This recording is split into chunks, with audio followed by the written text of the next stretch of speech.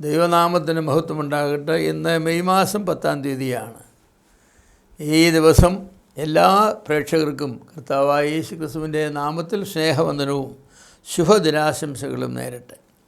ഇന്നത്തെ നമ്മുടെ ധ്യാനത്തിനായിട്ട് നാം തിരഞ്ഞെടുത്തിരിക്കുന്നത് സംഖ്യാപുസ്തകം 9-ാമത്തെ അധ്യായമാണ്. ഈ അധ്യായത്തിൽ പ്രധാനമായി പ്രതിപാദിച്ചിരിക്കുന്ന വിഷയം ദൈവത്തിൻ്റെ നടത്തിപ്പാണ്. ദൈവത്തിൻ്റെ ജനത്തെ ദൈവം എങ്ങനെയാണ് നടത്തിയത്? ദൈവം തൻ്റെ ജനത്തെ നടത്തിയത് തൻ്റെ മേഘം കൊണ്ടാണ്.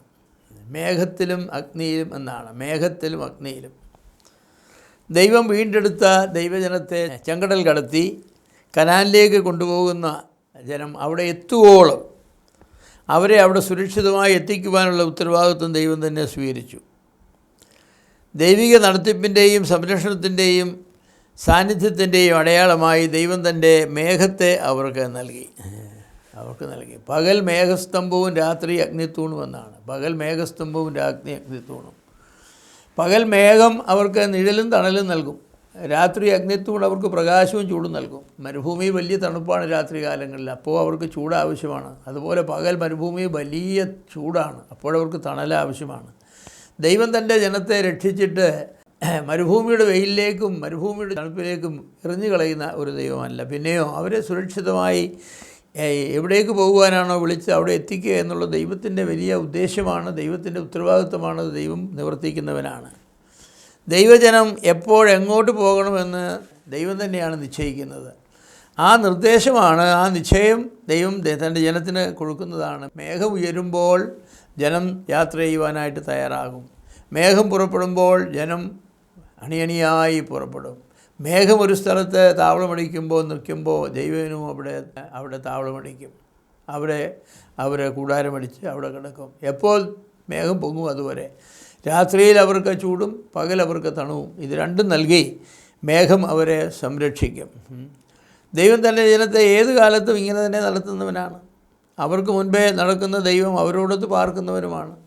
ദൈവത്തിൻ്റെ ജനം എപ്പോൾ വിശ്രമിക്കണം, അവർ നടന്നു, കുറേ ദൂരം നടന്നു, അവർ ക്ഷീണിച്ചു, അവർക്ക് വിശ്രമം ആവശ്യമാണ് എന്ന് കാണുമ്പോൾ ദൈവം തൻ്റെ മേഘത്തെ ഒരു സ്ഥലത്ത് നിർത്തും, അവർക്ക് മീതെ നിർത്തും.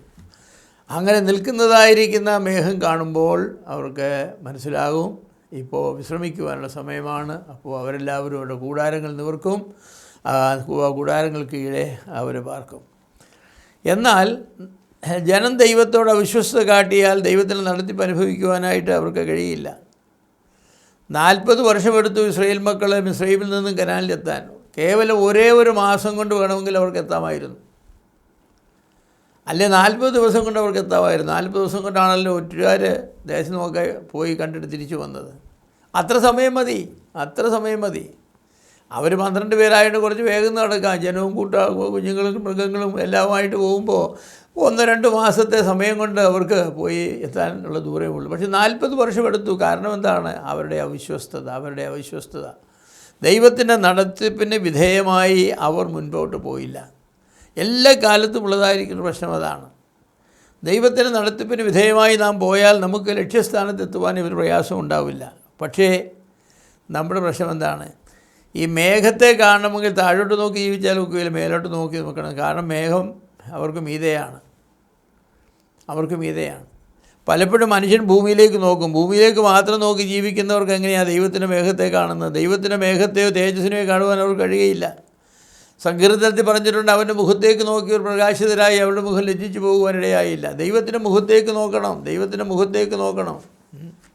കർത്താവ് പ്രാർത്ഥിച്ചപ്പോൾ അവൻ സ്വർഗത്തേക്ക് നോക്കി പ്രാർത്ഥിച്ചു എന്നാണ്. സ്വർഗത്തേക്ക് നോക്കി പ്രാർത്ഥിക്കുന്നവരും സ്വർഗത്തേക്ക് നോക്കി ദൈവത്തെ കാണുന്നവരുമായി നാം ഇരിക്കേണ്ടത് ആവശ്യമാണ്.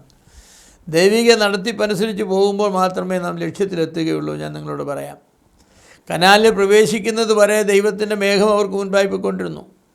എന്തെല്ലാം പ്രതികൂലങ്ങളെയാണ് ഇസ്രായേൽ മക്കൾ തരണം ചെയ്തത് 40 വർഷക്കാലത്ത്. എന്നാൽ അപ്പോഴൊക്കെ ഈ മേഘം അതിൻ്റെ സ്ഥാനത്ത് തന്നെ നിന്നിരുന്നു.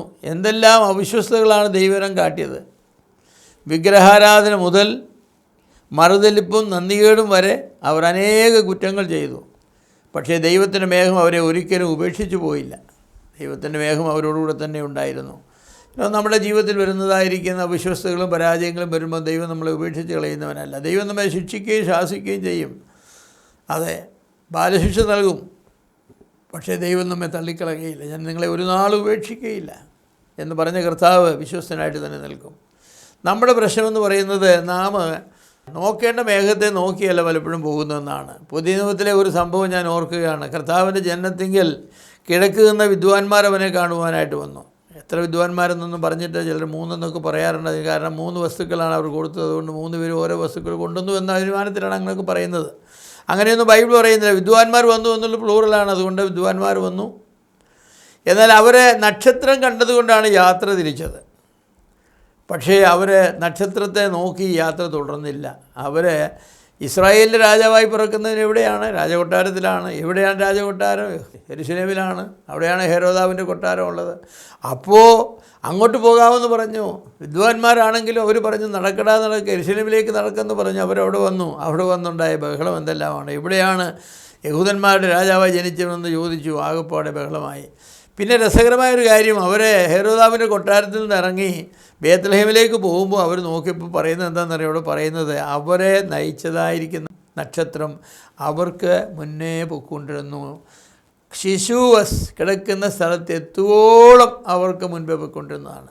നക്ഷത്രത്തിൻ്റെ ഭാഗത്തൊരു അവിശ്വസത ഉണ്ടായില്ല. ഏത് നക്ഷത്രമാണോ അവരെ കർത്താവിൻ്റെ ജനനത്തെക്കുറിച്ച് വിളിച്ചറിയിച്ചത്, ആ നക്ഷത്രം അവരെ കർത്താവിൻ്റെ അടുക്കലേക്ക് തന്നെ കൊണ്ടുവരും. പക്ഷേ അവർ നക്ഷത്രത്തെ നോക്കണ്ടേ? നക്ഷത്രം അവരെ നോക്കിയതുകൊണ്ടായില്ലല്ലോ. ഒരു നക്ഷത്രത്തെ നോക്കണ്ടേ? നക്ഷത്രം എങ്ങോട്ടാണ് പോകുന്നത് നോക്കണ്ടേ?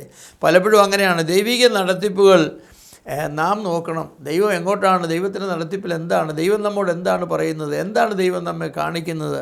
അത് നാം കാണേണ്ടത് ആവശ്യമാണ്.